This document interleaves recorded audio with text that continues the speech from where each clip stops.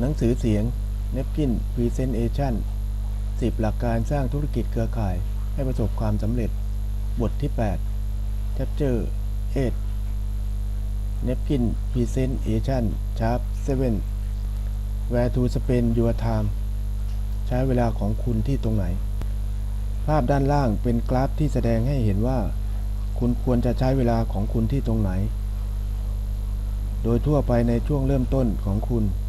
เวลาทั้งหมดผมหมายถึงเวลาทั้งหมด 100% เลยครับควรใช้ไปกับการอุปถัมภ์คนอื่นแต่คุณอาจมีคำถามว่าผมไม่ต้องใช้เวลาในการศึกษาเรียนรู้เลยหรือเพราะ 2-3 สัปดาห์แรกควรจะเป็นสัปดาห์ในการฝึกอบรมของผมคุณเข้าใจถูกแล้วครับคุณต้องเรียนรู้ในช่วงแรกแต่อย่าลืมนะครับว่าผู้อุปถัมภ์คุณจะช่วยคุณอุปถัมภ์ผู้อื่นซึ่งสิ่งนี้ก็จะเป็นส่วนหนึ่งของการฝึกแม้ว่าผู้อุปถัมภ์ของคุณจะทำงานแทนคุณจะเป็นผู้อุปถัมภ์โดยตรงของคนที่คุณพาเข้ามาในธุรกิจ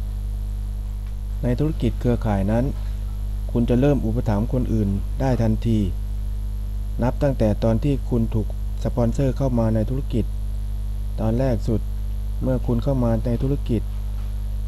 ของคุณก็มีเพียงคุณคนเดียวและคุณทราบดีแล้วว่าคุณต้องอุปถัมภ์5 คนเอาจริงเข้ามาในธุรกิจอาจต้องอุปถัมภ์คนมากกว่า5 คนเพื่อที่จะได้5 คนนั้นแล้วเหตุใดเล่าเมื่อเวลาผ่านไปเวลาที่คุณต้องใช้ในการอุปถัมภ์ผู้คนจึงลดลงทันทีที่คุณพบคนเอาจริง1 คน2 คน3 คนจนถึง5 คนเมื่อไหร่คุณจะเลิกใช้เวลาในการหาคนเอาจริงแต่คุณจะเปลี่ยนมาใช้เวลาสอนเรือทองทั้ง5นั้นให้อุปถัมภ์คนอื่นสอนให้เขารู้วิธีการสอนคนของเขาให้อุปถัมภ์คนอื่นๆอีกด้วยเมื่อเขาสามารถสร้างทีมได้ 3-4 ชั้นและเขาไม่ต้องการคุณอีกแล้ว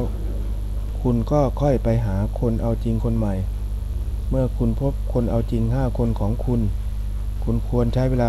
95% ของคุณในการทำงานกับเขา 2.5% ในการดูแลลูกค้าที่เป็นเพื่อนและอีก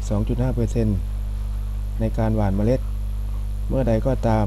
ที่5 คนเอาจริงของคุณถูกเก็บเกี่ยวและไม่ต้องการให้คุณไปรดน้ำพรวนดินอีกแล้วคุณสามารถกลับไปทำงานกับเมล็ดเหล่านั้นและช่วยให้เขางอกจำไว้เสมอว่าตลอดเวลาคุณกำลังเคลื่อนผลิตภัณฑ์ซึ่งมันเป็นสิ่งที่เกิดขึ้นตามมาจากการทำงานกับคุณและทีมงานโดยอัตโนมัติเป็นการขายที่เกิดขึ้นในธุรกิจซึ่งเราเรียกว่าการแบ่งปัน